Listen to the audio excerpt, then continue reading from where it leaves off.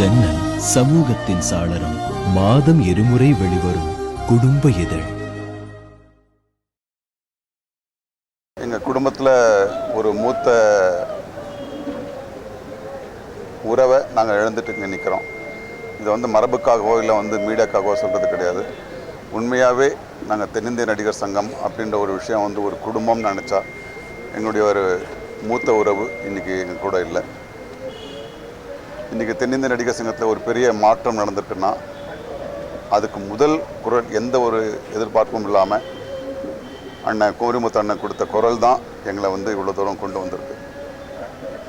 அவருடைய சிரிப்பு வேறு யாருமே சிரிக்க முடியாது. அது அவருடைய அடையாளமாக இருக்குது. அது ஒரு சின்ன குழந்தை சிரிக்க. அவர் குழந்தை மாதிரி எங்களுக்கு இருந்தார். ஆனால் அவருடைய சிந்தனைகள்லாம் ரொம்ப தீவிரமாக ரொம்ப ப்ரோக்ரெசிவாக இருந்துச்சு. இந்த போராட்டம் இந்த போராட்டம் இன்னைக்கு இந்த இழப்பிலையும் எங்களுக்கு ஒரே ஒரு சின்ன ஆறுதல் என்னன்னா, இந்த இழப்பை ஈடுகட்டவே முடியாது. பட் அதில் ஒரு சின்ன ஆறுதல் எங்களுக்கு என்னென்னா, அவர் எதுக்காக இந்த ஒரு போராட்டத்தை கையெடுத்துக்கிட்டாரோ அதை எங்களால் நிறைவேற்றி வச்சு அந்த நடிகர் சங்கம் எடுத்த ஒரு பொது இடமாக மாற்றினது. அது ஒன்று தான் அண்ணனுக்கு எங்களால் செய்ய முடிஞ்ச ஒரு சின்ன ஒரு காணிக்கை.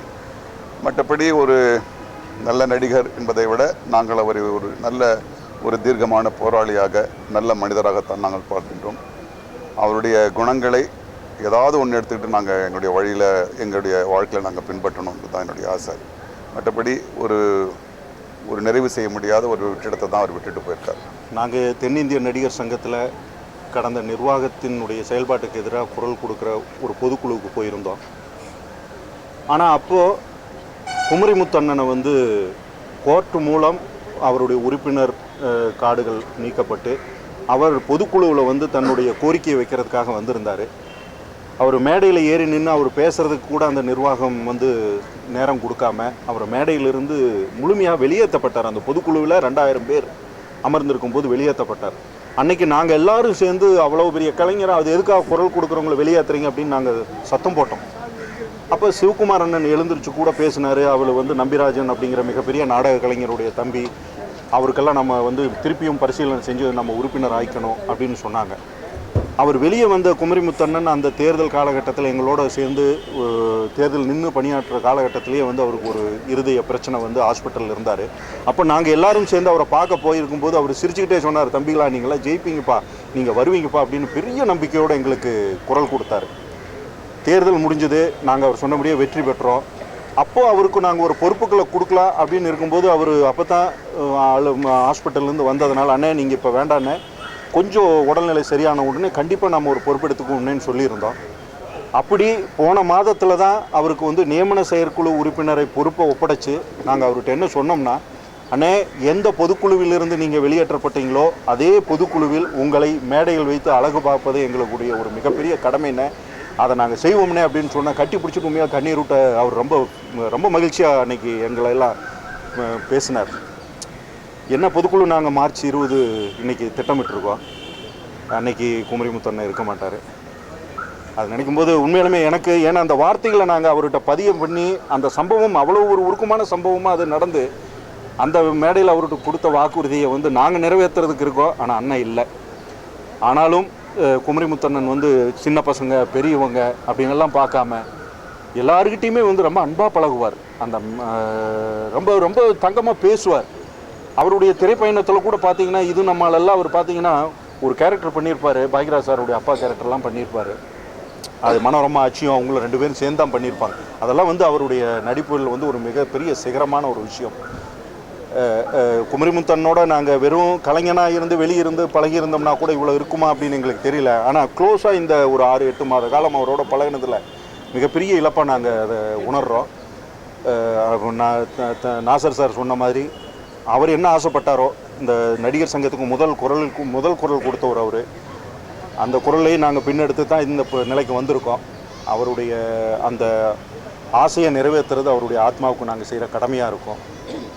குமரிமுத்து அவர்கள் தலைவர் கலைஞர் அவர்கள் மீதும் திராவிட முன்னேற்ற கழகத்தின் மீதும் தளபதி அவர்கள் மீதும் எப்பொழுதும் மாறாத பற்றும் அன்பும் கொண்டிருந்தவர்கள். எந்த நேரத்திலும் தலைவருக்கு உறுதுணையாக இருக்கக்கூடியவர், தேர்தல் நேரத்திலே சளைக்காமல் பணிகளை செய்யக்கூடியவர். அவரது இழப்பு என்பது திராவிட முன்னேற்ற கழகத்திற்கும் தலைவர் கலைஞர் அவர்களுக்கும் எங்கள் குடும்பத்திற்குமே மிகப்பெரிய ஒரு இழப்பு, ஈடு செய்ய முடியாத ஒரு இழப்பு. தலைவர் கலைஞர் அவர்களின் சார்பிலே அந்த குடும்பத்திற்கு என்னுடைய ஆறுதலை தெரிவித்துக் கொள்கிறேன். அன்பிற்கும் பாசத்திற்கும் எங்கள் நெஞ்சத்திலே நீங்காமல் இடம்பெற்றிருந்த அன்பு சகோதரர் குமரிமுத்து அவர்கள் மறைந்து விட்டார்கள். திராவிட முன்னேற்ற கழகத்தினுடைய கொள்கைகளை தமிழகம் எங்கும் பட்டி தொட்டி எங்கும் கொள்கை முழக்கமிட்ட அந்த குரல் இன்றைக்கு அடங்கிவிட்டது. கலை உலகத்தை பொறுத்தவரை எத்தனையோ கலைஞர்கள் எத்தனையோ இயக்கங்களில் இருக்கிறார்கள். ஆனால் ஒரே கொள்கை, ஒரே தலைவன், ஒரே இயக்கம் என்று தன் வாழ்நாள் முழுவதும் திராவிட முன்னேற்ற கழகத்திற்காக தன்னுடைய வாழ்வை அர்ப்பணித்த ஒரு சிறந்த நடிகர் குமரிமுத்து அவர்கள். ஆகவே அப்படிப்பட்ட ஒரு நல்ல கலைஞரை, ஒரு நல்ல நடிகரை திராவிட முன்னேற்ற கழகம் இன்றைக்கு இழந்திருக்கிறது. அதுபோல் கலைத்துறையை நீங்கள் எடுத்துக்கொண்டால் கலைத்துறையிலே தனக்கென்று ஒரு முத்திரை பதித்தவர் குமரிமுத்து அவர்கள். பல ஆண்டுகளாக பல நூறு படங்களிலே நடித்திருக்கிறார். இன்றைக்கும் 3-4 தலைமுறையிலே அவருக்கென்று ரசிகர்கள் இருக்கிறார்கள். பொதுவாக சினிமாவிலே நகைச்சுவை நடிகர்கள் நகைச்சுவையை பேசி சிரிக்க வைப்பார்கள். ஆனால் குமரிமுத்து தன் சிரிப்பாலேயே சிரிக்க வைத்த ஒரு ஆற்றல் மிக்க ஒரு கலைஞர். ஆகவே அப்படிப்பட்ட ஒரு நல்ல நடிகரை கலை உலகமும் இழந்து விட்டது. ஒரு நல்ல தொண்டனை கழகமும் இழந்து நிற்கிறது. ஆகவே அப்படிப்பட்ட ஒரு நல்ல கலைஞர், நல்ல ஒரு கொள்கை பிடிப்புள்ள ஒரு தொண்டன் கிடைப்பது அரிது. அப்படிப்பட்டவரை கலை உலகமும் கழகமும் இழந்திருக்கிறது.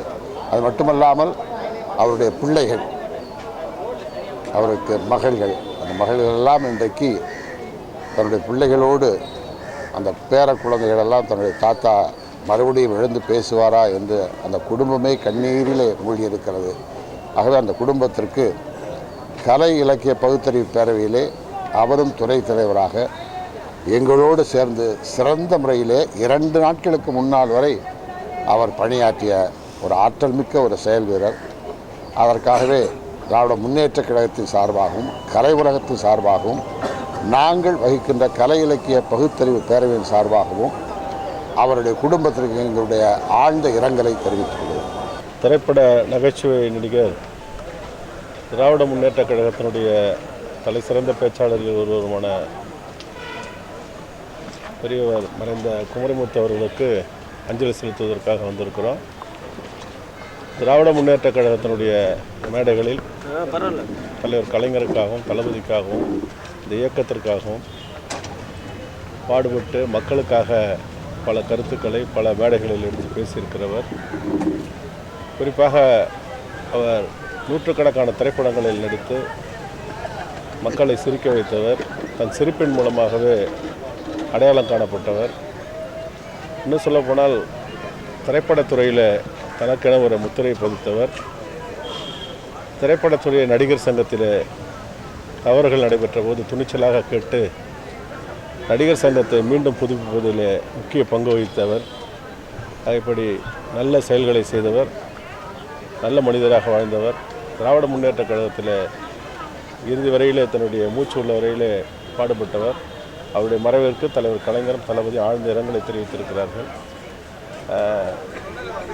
அவர் மறைந்திருந்தாலும் அவர் கொண்ட கொள்கை, அவர் ஏற்றுக்கொண்ட லட்சியங்கள் தொடர்ந்து அவருடைய எண்ணங்கள் நிச்சயம் ஈடேறுகிற வகையில் இளைஞர்கள் இன்றைக்கு இருக்கிறார்கள். ஆகவே அவருடைய அந்த மறைவு என்பது தாங்க முடியாத ஒரு இழப்பு என்பதை தெரிவித்துக்கிறேன். அண்ணன் குமரிமுத்து அவர்கள் நீண்டகால நண்பர். எனக்கு கிட்டத்தட்ட ஒரு 12 படத்தில் எனக்கு அப்பாவை நடிச்சிருக்காரு. குறிப்பாக சின்ன பூவை மெல்ல பேசுகின்ற ஒரு படத்தில் எனக்கு தந்தையாக நடித்தவர்.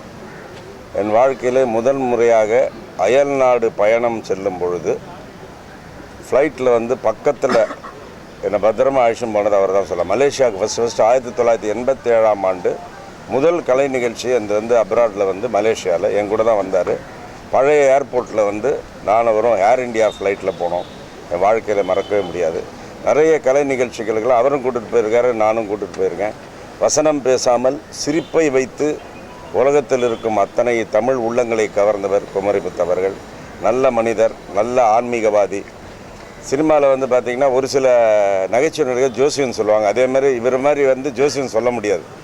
நட்சத்திரம் கேட்பார், பிறந்தது எடுக்க டக்கு டக்குன்னு போட்டு கையில் விரலில் அப்படி இப்படி வச்சுட்டு அந்த கண்ணு ஒரு மாதிரி இருந்தால் கூட ஒரு என்ன சொல்கிறதுன்னா நாங்களாம் அவரை வச்சு பயங்கர காமெடியெலாம் பண்ணுவோம்.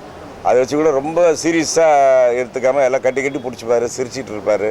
என்னுடைய மிமிக்கிரியை ரொம்ப ரசிப்பார். என்ன மாதிரி பேசு, என்ன மாதிரி சிரின்னு சொல்லுவார். அப்பேற்பட்ட ஒரு அருமையான நண்பர், நல்ல மனிதர், நல்ல அண்ணன், நல்ல குடும்பஸ்தர். அப்பேற்பட்ட ஒரு மாமனிதரை நாமெல்லாம் இழந்து விட்டோம்.